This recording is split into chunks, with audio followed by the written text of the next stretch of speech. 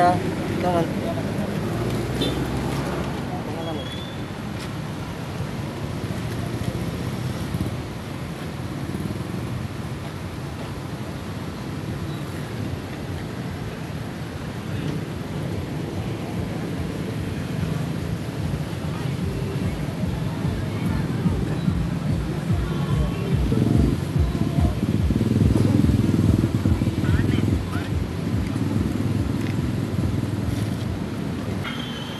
Matagal na kaming authorized. Hindi lang ito ang lakad namin na nag-uniforme kami sa labas naming kampo. Every time nagkakandak kami ng March 18 anniversary, nag-uniforme kami sa labas, nagkakaroon kami ng motorcade with proper uniform. Puro sir, ano kasi ready pa kami dito sa inyo. Kaya siguro tayo dyan. Yun ang problema. Bakit kayo ang nasa hindi kami pwede?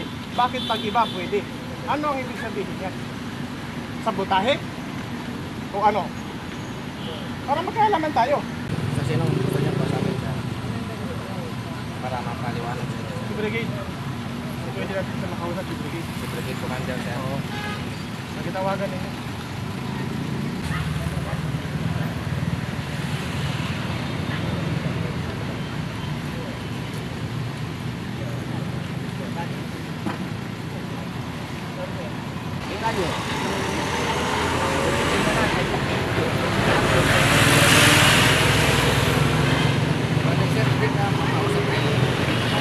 Pero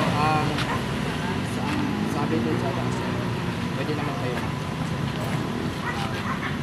lagpas dito sir.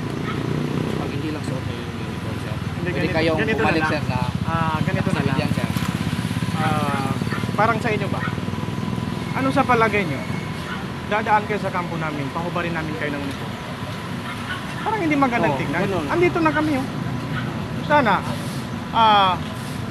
magkaroon ng pag-uusap tungkol dito. Pero sana nandito na kami, bigyan nyo ng konsiderasyon. Kasi lalo na may proper coordination kami. Ano sa palagay nyo? Dadaan kayo sa kampo namin sa Pulyok. Lahat ng dadaan na Marines doon, pahubarin namin ng uniforme. Dahil dadaan kayo sa kampo namin. Ano sa palagay ninyo? Hindi namin i-recognize kung gano'n. Parang gano'n. Sama.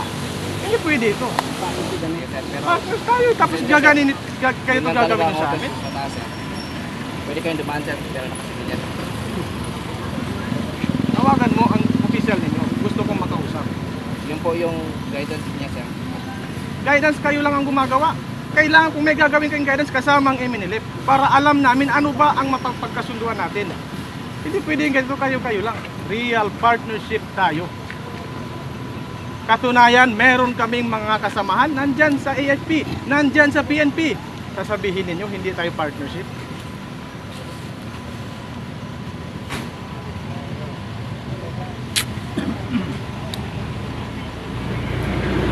Pwede na makausap si Brigade? Wala sir, hindi ko mabigay. Kung ngayon naman sir. Kaya ibigay nyo sa akin ang contact, Sir, hindi ko tatawagan. Sir, hindi ko pwede ibigay sir. Paano natin makausap si Brigade? Sir, po yung guidance. Parang sabotahe itong ginagawa ninyo eh. Gusto kong kausapin ng opisyal nyo, ayaw nyo ipag-usap. Bakit?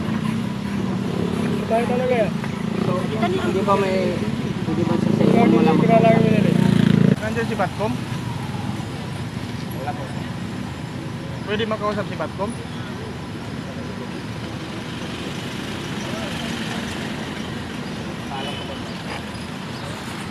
Okay, nabasa pa ito ni Batcom eh. Bago ito ni-receive eh. Antayin si Brigade Commander makaambak? Magpunta dyan sa kampo? Nandyan ang advance party ni Brigade sa kampo? Pero bakit ito yung tropa natin dito? Ayaw kami padaanin. May representative pala dyan si Brigade sa kampo. Tapos kami dito, ayaw kami padaanin. Sabang lang. So ito, ilapit na namin yung konselyo. Actually, wala lang problema na. Pero binaba na kasi yung order sa taas. So ang gusto lang nila ng higher headquarters, balik na lang muna. Kasi ayaw nilang pupunta kayo naka-uniform. Ang gusto lang nila kasi maraming sa atin. So kung gusto nyo, upper, pwede naman. Kasi kami dito, nasa baba lang kami. Wala rin pala kami. Sumusunod lang po kami sa utos, hanggang sa taas. Alam nyo naman sa amin, chain of command. So hindi kami makadecide on our own.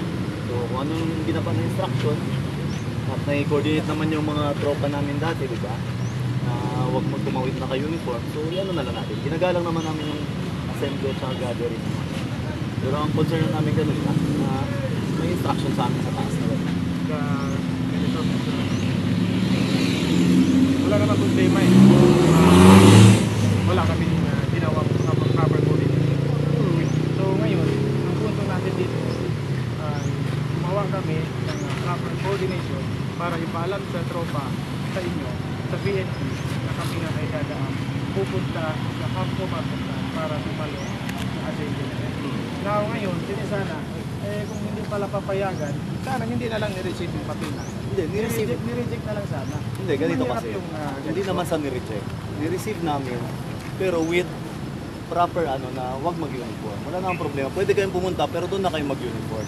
Yun yung sabi sa taas. At yung mga tao namin kakilala ng tao na yun din ang sabi sa inyo.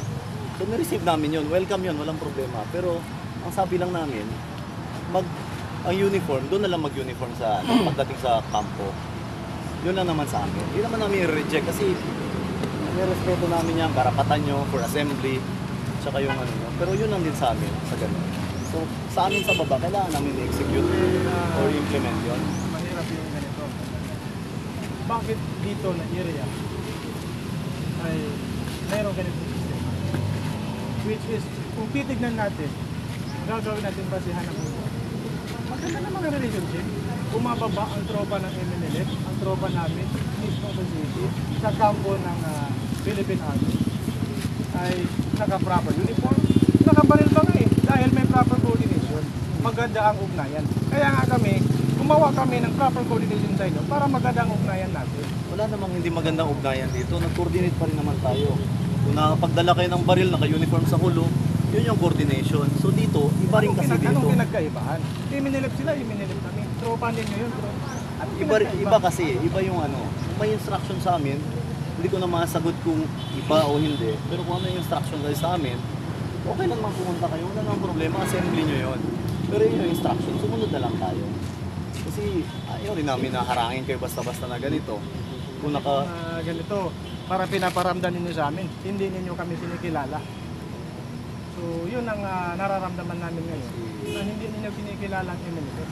Kinikilala Lalo na namin kayo. nagpakilala kami sa inyo. Kinikilala namin kayo, andun yung letter nyo, umabot sa amin. Pero ang instruction sa amin is, huwag lang tumawid, naka-uniform. Yun na naman, kasi tulad nito, nakaharang tayo, medyo na yung mga civilian natin, na-alarma. So, sumusunod lang din kami sa utos sa amin. Tsaka may prior coordination na huwag mag-uniform, pero naka-uniform pa rin kayo. Kung kami ng uniform. Sino nag-approve? Yan sir, nandiyan ang letter sir. Oo nga, andyan yung letter. Oh, di-approve na, may with uniform. Oo, dumating to, pero wala ba nag-coordinate sa inyo na huwag mag-uniform? May nagsabi sa inyo na huwag mag-uniform. So ayun yun lang din. Ni-receive namin to in good faith na okay, allow namin, pero hindi naka-uniform. Yun yung pina-coordinate namin. Nandyan. Maganda kaya, may naroon tatlo. Dapat wala na yun eh. Pagkita na Stop. MNLF, okay, go. Nandito na ito, pag-usapan na natin maayos. Kailangan makarating kami sa programa. Kasi importante ang dadaluhan namin. Now, ngayon, ngayon fasting pa kami, no? Pero anyway, hindi problema yon. Ang gusto lang namin makarating doon at makabalik ng safety.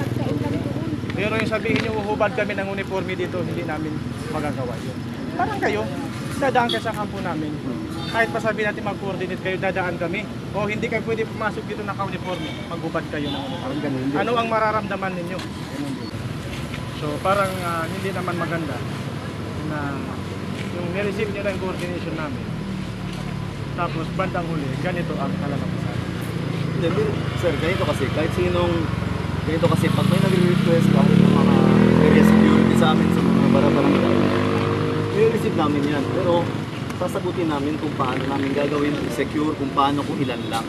Like for example, dumating yung papers nyo, i-receive namin kung babasahin, iintindihin, then i-coordinate. Dapat sana, kung Kasi nag-response kayo, sana binigyan nyo kami ng meron kaming pinangahawakan na talagang hindi nyo kami pinapayag.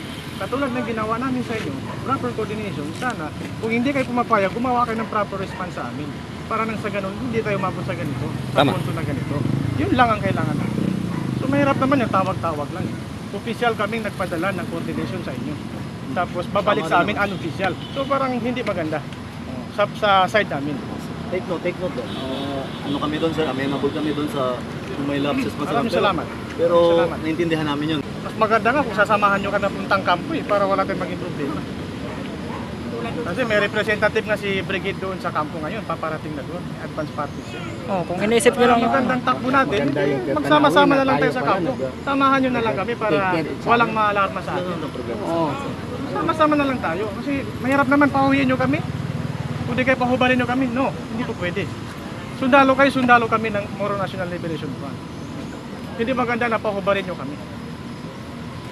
Sige sir, i-coordinate natin yan. Ha? Pero sama-sama tayo doon para safety lahat. Magandang. Partners tayo eh. Pakita natin sa lahat, sa civilian, Oh. na ang dalo ng Hindi ba kayo gobyerno ang ng Pilipinas kumuha? at ng MNLF ay talagang real partnership.